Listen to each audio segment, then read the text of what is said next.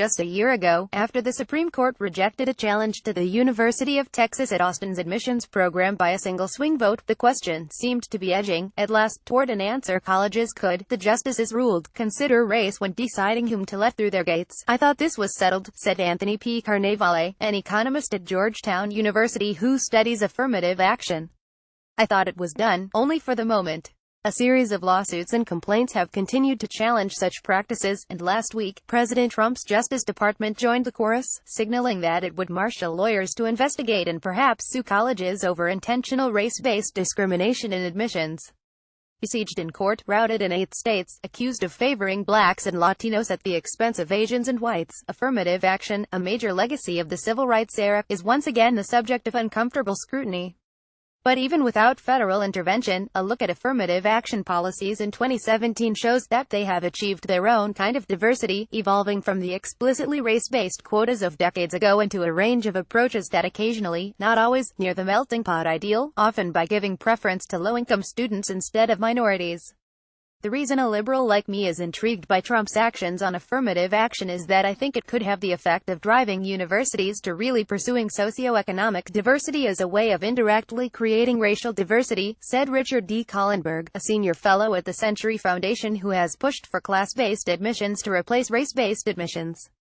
Public universities in California and Washington, forbidden by state law from considering race in individual admissions decisions, have attempted to use socioeconomic factors as a substitute, hoping to draw from the overlap of minority and low-income students. Others, like the University of Texas, accept a set percentage of the top students at every state high school. Neither method has fully succeeded in composing student bodies that match the racial makeup of their states. Other colleges with more freedom to curate a student body continue to weigh race as one factor in admissions, which can lead to more diversity. But their decision-making can be so subjective that, in the minds of high school seniors staring down application season, it can border on the occult. It is this opacity that has left few happy not Asian American students who feel that they are being held to a higher standard, and whose complaint against Harvard has become a focus of the Justice Department's efforts. Not white students who feel similarly penalized, and not those who remain the theoretical face of affirmative action, African American and Latino applicants who say the assumption that their success depended on their race can shadow them far beyond commencement. "When I told people I was going to Princeton, it was not uncommon for me to hear, 'Oh, you're going to Princeton because you are black,'" said Jonathan Haynes, a sophomore from Midland, Mich., where just 2% of the population is black. He is among a group of students pushing Princeton, where 9% of students are black, to admit more from low-income backgrounds. For Mike Coiro, who will enter Columbia University in the fall, the role race might or might not play in college admissions had inserted itself into conversation after conversation as he and others at his New Jersey boarding school filled out their applications. "It's not something I actively worried about, but it was definitely in the back of my mind," he said. "I wondered whether being a straight white male would have any effect on Columbia." But Mr. Coiro said he supported affirmative action, despite being, in his words, kind of right-leaning. That is partly because his best friend, a Hispanic student who will be the first person in his family to attend college, will also be a freshman at Columbia in the fall. "We're both here," Mr. Coiro said.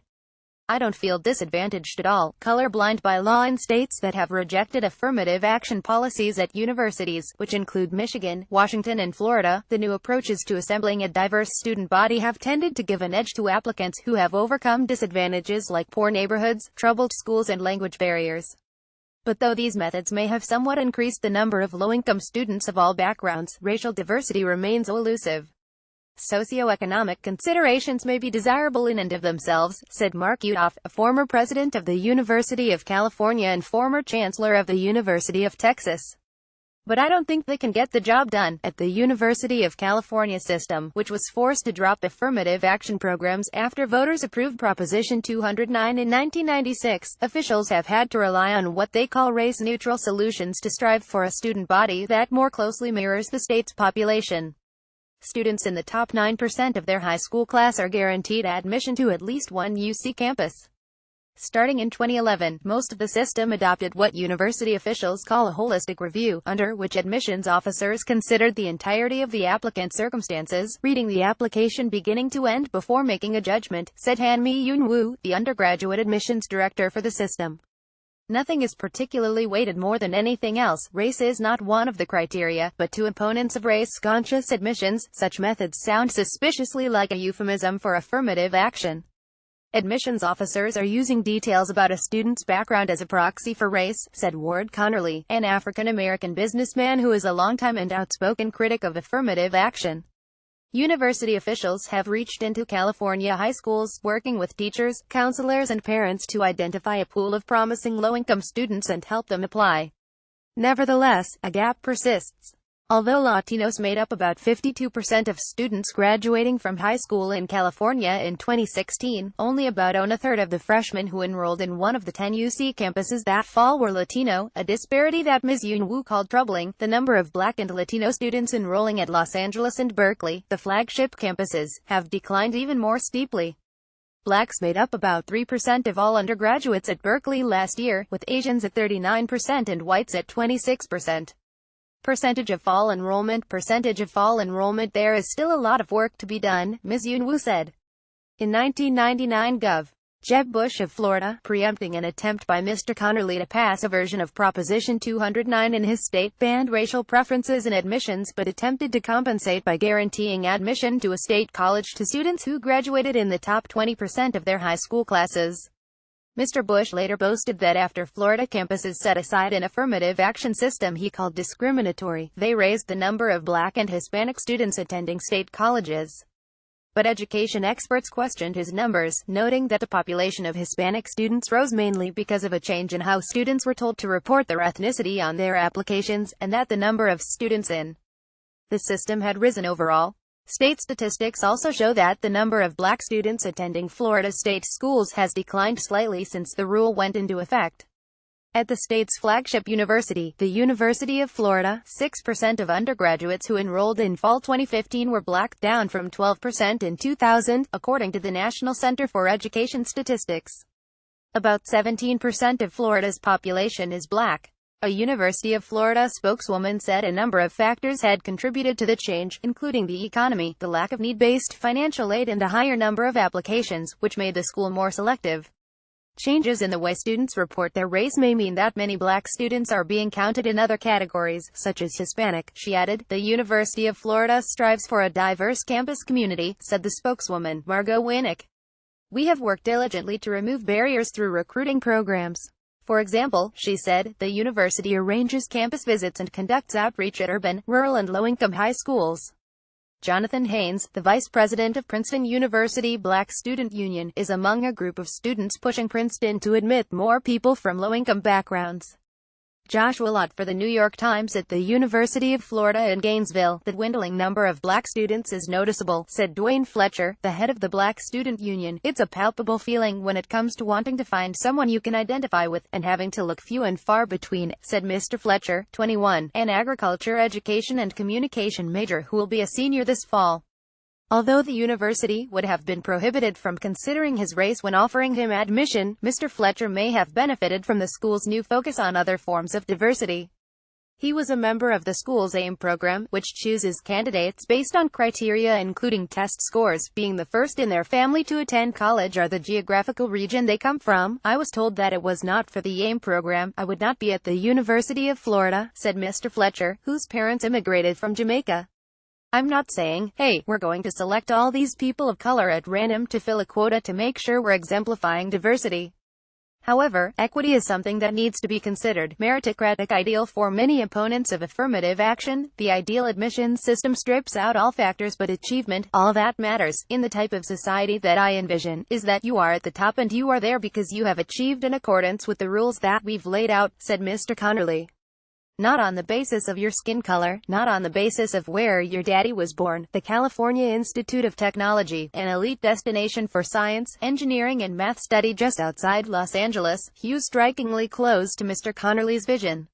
We are as close to a meritocracy as is possible, said a spokeswoman for the university, Kathy A. Spatil.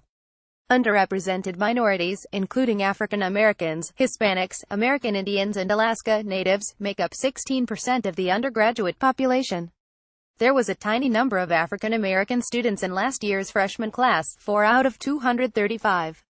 The largest ethnic group was Asians, with 77 students, followed by whites, with 70. Fadl Saudi, a former graduate student at the university, says there has been tension in the past over whether to admit more underrepresented minorities.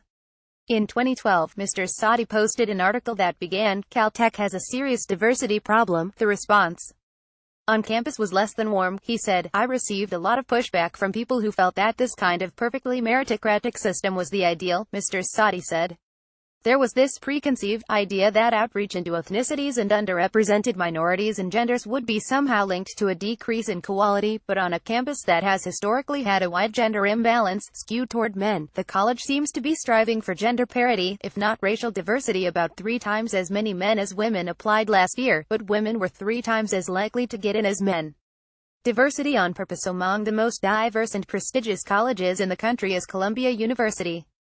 Among domestic undergraduates, the proportion of Hispanics and African Americans has increased significantly over the past 2 decades, to 28% in the class of 2021, according to Columbia. Percentage of fall enrollment. To do this, you have to make it a purpose. You can't just decide that this would be nice to have and then just let it happen, said Lacey Bollinger, Columbia's president, who has long been a proponent of considering race and ethnicity in admissions, most famously as the named defendant in a pair of lawsuits challenging affirmative action at the University of Michigan, which he previously led. Lacey Bollinger, the president of Columbia University, is a proponent of considering race and ethnicity in college admissions. Seth Wenig, Associated Press. Black and Latino applicants are often trying to surmount not only poverty, but also inferior public schooling. It's the responsibility of a great institution to try to help to address those injustices, he added. Secondly, it just makes complete sense to prepare your students for a world that is profoundly diverse. Tristan Duville, who is a Native American from Alaska, was participating last week in a summer program for incoming freshmen who would be the first in their families to attend college. He said participants have had frank conversations about the stigma they may face when they join the rest of the student body. But, he said, the program's directors reinforce that we got in because we deserve to be at Columbia just as much as other people did. Mr.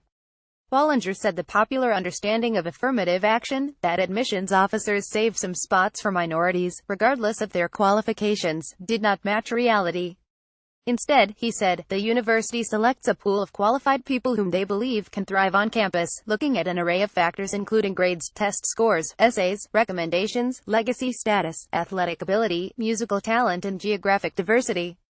He denied that Columbia discriminated against white or Asian applicants. It's impossible to know without going through the entire admissions process why it is you are not accepted, he said. Still, there is little transparency about how much of a role race plays in the admissions offices of highly selective colleges.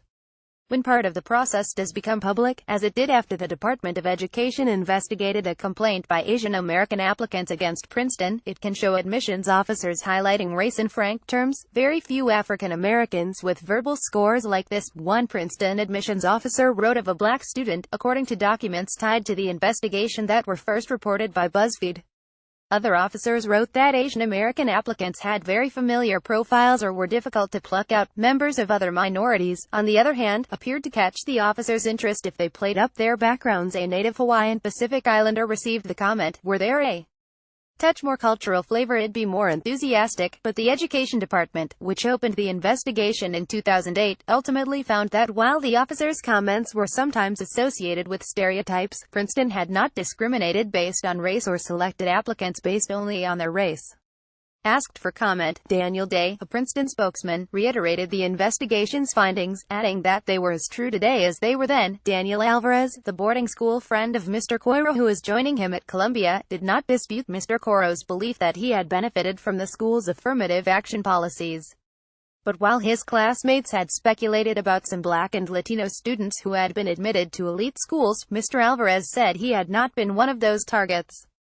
He was well known in his high school for being academically successful and accomplished. He said, "People can think what they will, but in the end, I'm never going to really be able to know whether race helped him," he said.